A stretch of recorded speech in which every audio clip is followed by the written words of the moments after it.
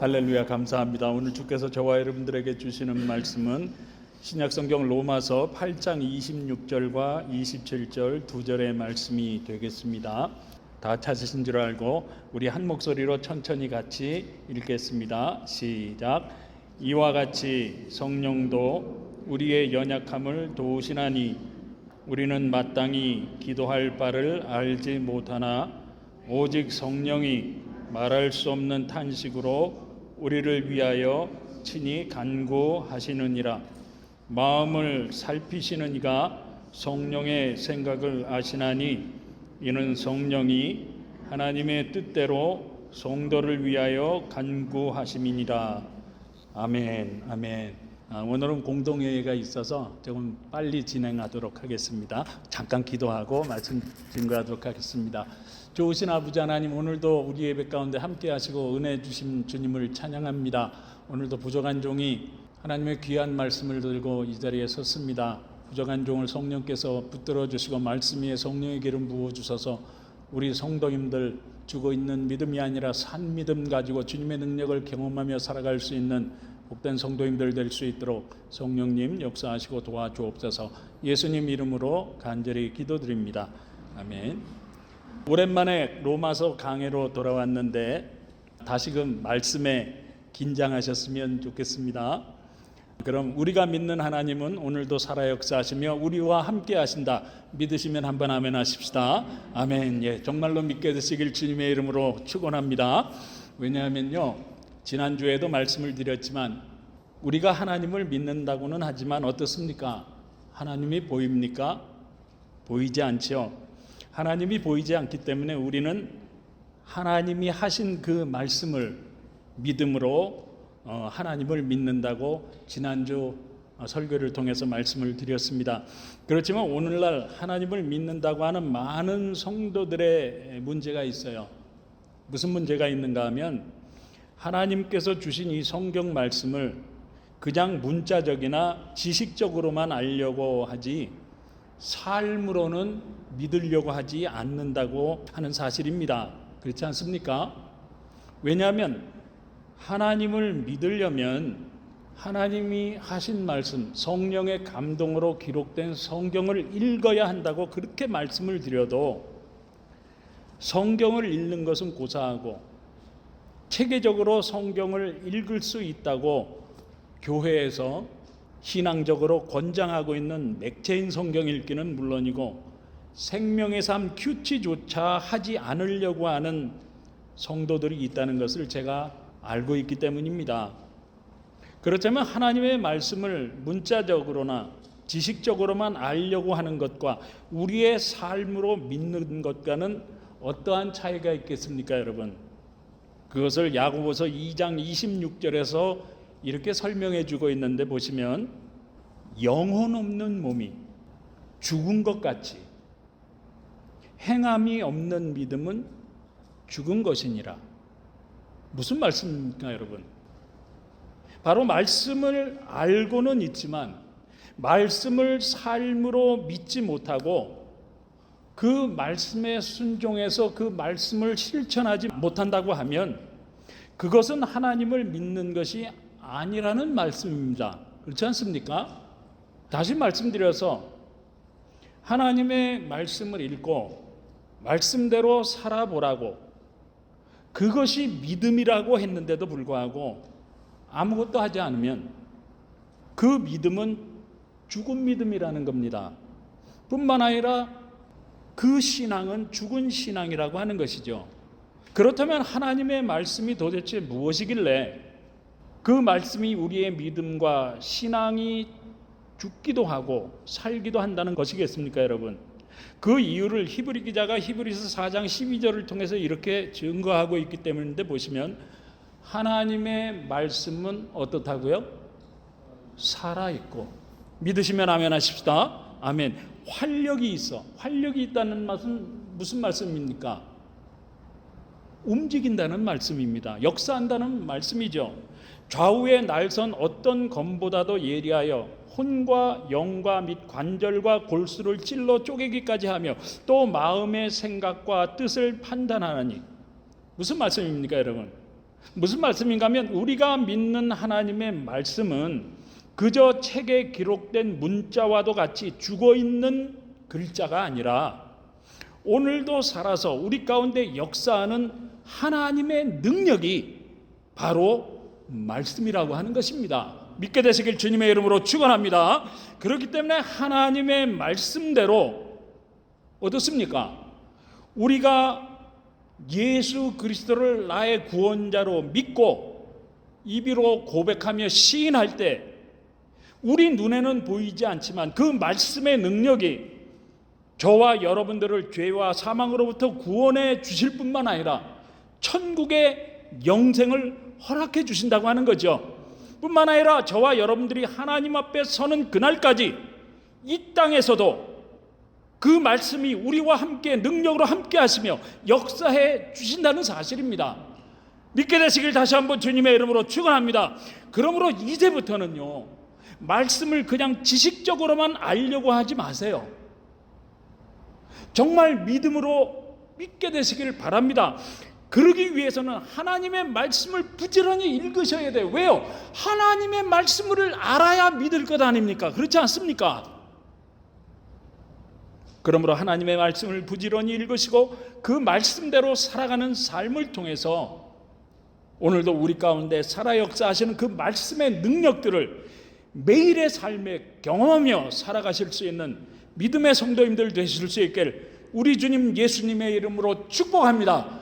축복합니다. 이것은요, 우리 예수를 믿는 그리스도인들만의 특권이요, 그리스도인들만이 누릴 수 있는 축복이기 때문이라고 하는 것이죠. 그런데 문제는 이처럼 하나님의 말씀이 우리 믿는 자들에게 정말 놀라운 하나님의 능력이 된다는 사실을 알고 있는데도 불구하고 이 하나님의 말씀을 믿지 못해서 조금만 어려운 일을 만나도 낙심을 하고 신앙생활을 하다가 조금만 시험이 들어도 남을 탓하면서 원망과 불평으로 살아가는 죽어있는 믿음의 성도들이 많다는 사실입니다. 그런데 이 자리에 계신 우리 성도님들은 어떠신지요? 그렇기 때문에 예수님이 요한복음 14장 16절과 17절을 통해서 이런 약속을 하셨는데 보시면 내가 아버지께 구하겠으니 그가 또 다른 보혜사를 너희에게 주사 영원토록 너희와 함께 있게 하리니 그는 진리의 영이라 세상은 능히 그를 받지 못하나니 이는 그를 보지도 못하고 알지도 못함이라 그러나 너희는 그를 아나니 그는 너희와 함께 거하시며 또 너희 속에 계시겠음이라. 무슨 말씀인가 하면요, 오늘도 누구든지 예수님을 나의 구원자로 믿기만 하면 죄와 사망으로부터 구원받고 하나님의 자녀가 된다고 말씀을 드렸습니다. 그리고 이것을 믿으라고 제가 축복을 선포했죠. 그렇기 때문에 예수님이 십자가에서 우리의 죄를 대신해서 피 흘려 죽으심으로 말미암아 죄와 사망의 권세들을 다 깨뜨리시고 부활하셨죠.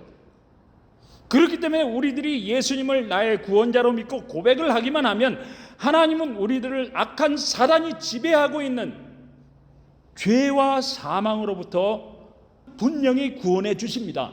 이것은 약속의 말씀입니다. 믿습니까, 여러분? 그런데도 불구하고 깡패와도 같은 악한 사단은요, 자기가 부리고 있는 악한 영과 악한 귀신들을 동원해서 우리 믿는 자들을 다시 그들의 세계로 끌어들이기 위해서 날마다 우리들을 시험하고 날마다 공격하며 괴롭힌다는 것입니다. 그렇기 때문에 예수님이 하늘로 승천하시고 나면 사단에게 공격받을 저와 여러분들을 위해서 보혜사 성령님을 보내주시겠느라고 약속을 하셨던 것이죠. 그렇다면 보혜사란 무엇일까요, 여러분? 보혜사를 헬라어 원문으로 보게 되면 파라클레토스라고 하는데 이 단어의 뜻이 무엇인가 하면 돕는 자라는 뜻입니다. 도와주는 자라는 뜻이죠. 헬퍼라고도 번역이 됐죠. 다시 말씀드려서 저와 여러분들이 예수님을 나의 구원자로 믿기만 하면 즉시로 보혜사인 우리를 돕는 성령님을 저와 여러분들에게 붙여주시는데, 이 성령님은 그 순간부터 저와 여러분들이 어디를 가든지 무엇을 하든지 항상 함께 하시며 보디가드와도 같이 늘 지켜 보호해 주시고 도와주시는 분이라고 하는 것이죠. 그렇기 때문에 이 말씀을 정말로 믿고 말씀대로 순종하며 살아가는 성도들은요, 그 어떤 어려움을 당한다고 하더라도 그것들 때문에 울지 않는다고 하는 것입니다. 그 어떤 고통의 문제들을 만나도 그것들 때문에 낙심하거나 원망하지 않는다는 것이죠. 왜요? 나 혼자가 아니니까. 어떻게 해요? 예수님이 말씀으로 약속하신 대로 예수님은 성령님을 나에게 붙여주셔서 나와 동행하실 뿐만 아니라 나를 지켜 보호해 주시고 나를 도와주시기 때문인 줄 믿게 되시길 바랍니다. 그렇기 때문에 사도 바울은 오늘 본문인 로마서 8장 26절에서 이와 같이 성령도 우리의 연약함을 도우시나니 하고 고백을 하면서 자기는 지금 로마의 감옥이라고 하는 정말 힘들고 고통스러운 환경 가운데 있지만 그럼에도 불구하고 성령께서 자기의 연약함을 도우시는 그 함께 하심을 믿기 때문에 원망과 불평과 낙심과 절망보다는 오히려 지금 내가 누리고 있는 그 성령의 은혜와 평강을 오히려 너네들에게 나누어주며 이 복음을 증거할 수 있노라고 고백을 하고 있는 것입니다. 그러므로 우리 성도님들도 하나님의 말씀을 정말로 믿으심으로 말미암아 사도 바울과 같이 오늘도 우리의 연약함을 도우실 뿐만 아니라 우리와 함께 하시는 그 성령의 위로와 도우심을 여러분들이 그 어떤 환경 가운데 처한다고 하더라도 다 경험하며 살아갈 수 있는 믿음의 성도님들 되실 수 있기를 우리 주님 예수님의 이름으로 축복합니다, 여러분. 그런데요, 한 가지 재미있는 사실은요, 지금까지 드린 말씀을 한번 거꾸로 생각해 보시자고요. 무슨 말씀인가 하면 우리들이 연약하지 않으면 어떻게 된다는 겁니까, 여러분? 우리가 연약하지 않으면 성령께서 우리를 돕지 않으신다는 그러한 말씀이 됩니다. 그렇죠? 아이러니하죠? 이 말씀의 뜻이 무슨 뜻인가 하면 제가 아까 통성기도 때도 말씀을 드렸지만 제가 이 말씀을 묵상하다가 보니까 물론 성령께서 우리는 기도할 바를 알지 못하나 말할 수 없는 탄식으로 우리를 위해서 친히 간구해 주신다고 했어요. 조금 이따 말씀을 드리겠지만, 그런데요, 이 말씀의 뜻은 우리가 아무것도 하지 않는데 성령께서 일부러 도와주신다는 말씀은 아닙니다. 다시 말씀드려서 우리가 그 어떤 행동을 할 때 성령께서는 우리를 도와주신다는 거죠. 왜냐하면 그 이유를 야고보서 4장 6절에서 이렇게 말씀하고 있기 때문에 보시면 그러나 더욱 큰 은혜를 주시나니 그러므로 일렀으되 하나님이 교만한 자를 물리치시고 겸손한 자에게 은혜를 주신다 하였느니라. 무슨 말씀입니까, 여러분? 하나님이 알아서 해 주시겠지. 아무것도 안 하고 있는 건 교만함이라는 겁니다. 왜요? 정말 주님의 도움이 필요하면 우리는 주님 앞에 엎드리기 때문입니다. 다시 말씀드려서 나의 연약함을 내가 먼저 인정하고 주님 앞에 엎드려서 성령님께 도움을 요청하는 자들에게 성령님은 우리와 함께 하시고 도와주신다는 그러한 말씀입니다. 그렇다면 우리 성도님들은 어떻게 도움을 요청하시겠습니까, 여러분? 오늘도 우리를 돕기를 원하시는 성령께 도움을 요청하는 방법은 무엇이겠습니까, 여러분? 바로 기도인 줄 믿으시기 바랍니다. 물론 오늘 본문인 로마서 8장 26절에서 이와 같이 성령도 우리의 연약함을 도우시나니 우리는 마땅히 기도할 바를 알지 못하나 오직 성령이 말할 수 없는 탄식으로 우리를 위하여 친히 간구하시느니라고 말씀한 것처럼 우리가 무엇을 구할지 몰라서 그냥 끙끙거리기만 해도 우리 자신보다도 우리를 더 잘 아시는 성령께서 우리의 끙끙거리는 그 신음소리까지도 미리 다 하시고 간구해 주시겠노라고 말씀하고 있죠. 그렇지만 이 말씀을 자세하게 살펴보시면 우리가 아무것도 하지 않는데도 우리를 위해서 간구해 주신다는 그러한 말씀의 뜻이 아니라 일단 하나님 앞에 나가 엎드리는 우리의 겸손함이 말씀을 실천해서 주님 앞에 엎드리는 우리의 행동이 먼저 전제되어야 한다는 사실입니다. 그러니까 이 말씀은요, 일단 하나님 앞에 나가 엎드리긴 했는데 너무나도 답답하고 너무나도 억울하고 너무나도 속상하고 너무나도 눈물 나니까 도대체 무슨 기도를 해야 할지 몰라서 그저 꺼이꺼이 울고 있기만 해도 라는 그러한 말씀의 뜻입니다. 그래서 지금 생각해 보면 제가 어릴 적에 철야 기도를 많이 다녔어요. 유년주일학교 때부터. 그래서 철야 기도를 가서 보면 몇몇 권사님들은 별 기도를 하지 않습니다. 그저 강대상 앞에 엎드려서 아버지, 그리고 또 한참 있다가 주여, 그리고 가슴을 치기도 하고 밤새 울기만 하는 것을 많이 본 적이 있습니다. 바로 이런 것을 말씀하는 겁니다. 무슨 말씀인가 하면 우리 성도님들 자녀들을 키워보셔서 아시겠지만 아이들 사춘기 때 보면 어떻습니까? 아이들이 많은 고민을 하지요. 그렇지만 우리 부모들은 그 아이들이 무엇 때문에 고민을 하고 있는지 대부분 그 사정들을 알고 있죠. 그렇지 않습니까? 그렇기 때문에 우리 부모들은 될 수 있는 대로 자녀들의 그 문제들을 해결해 주기 위해서 준비를 하게 되어 있습니다. 그렇지 않습니까? 그렇지만 아이가 방문을 꽉 잠궈놓고 부모에게 아무런 말도 하지 않고 아예 부모를 보지도 않으려고 하면 어떻습니까, 여러분? 아무리 내 자식이지만 도와줄 방법이 없습니다. 그렇지 않습니까? 그렇지만 어느 날 아이가 방문을 열고 나와서 엄마, 아빠, 나 곰이 있어요. 나 죽겠어요. 어떻게 하면 좋죠? 하고 도움을 청하면 어떻습니까, 여러분? 우리 부모는 무슨 수를 써서라도 정말 적극적으로 도와주려고 할 것입니다. 그렇지 않습니까? 아니, 심지어 빚을 내서라도 부모의 모든 것을 다 걸고서라도 도와주려고 할 것입니다. 무슨 말씀인가 하면 이것이 바로 제가 서두에서 말씀드렸던 하나님의 말씀을 그저 문자적으로 지식적으로만 알고 있는 것과 삶으로 믿는 것, 그리고 죽은 믿음과 산 믿음의 차이라고 하는 것이죠. 어떻게 이해가 되십니까?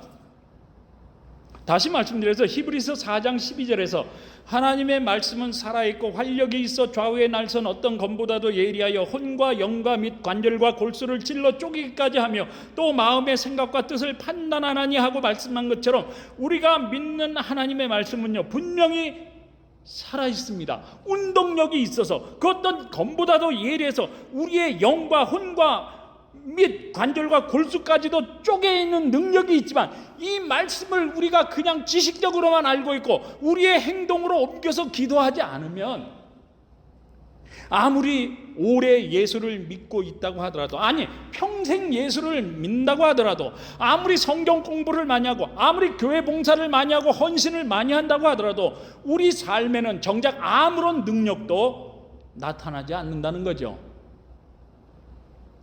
우리 성도님들 어떻습니까? 예수를 믿고 하나님이 살아있음을 믿고 기도한다고 하는데 여러분들의 삶에 아무런 능력이 나타나지 않습니까? 그러면 우리 성도님들의 신앙생활을, 여러분들의 믿음을 다시 한번 점검해 보아야 합니다. 왜요? 그 이유는 바로 내 믿음은 죽어있는 믿음이요, 내 신앙은 죽어있는 신앙이기 때문이라고 하는 것이죠.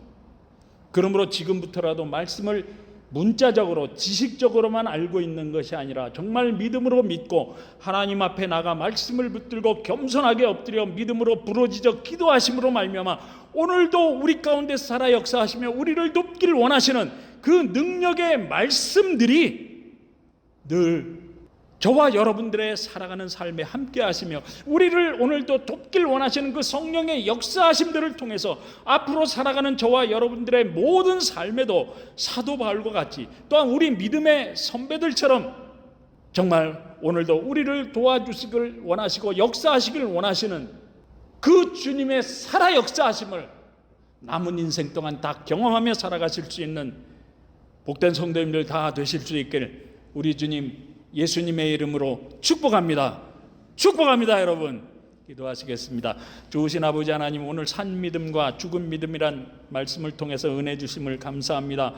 그러므로 성경도 읽지 아니하고 기도도 하지 않으면서 아무것도 하지도 않으면서 하나님이 있니 없니 하면서 원망과 불평 가운데 살아가는 것이 아니라 하나님의 말씀은 오늘도 살아 역사하시는 능력이라는 말씀을 믿고 믿음으로 말씀을 붙들고 기도함으로 말미암아 오늘도 우리 가운데 역사하는 말씀의 능력과 성령의 도우심을 매일의 삶에 경험하며 살아갈 수 있는 산 믿음을 가진 성도님들 다 될 수 있도록 주님 역사하시고 도와주시옵소서. 예수님 이름으로 간절히 기도드립니다. 아멘.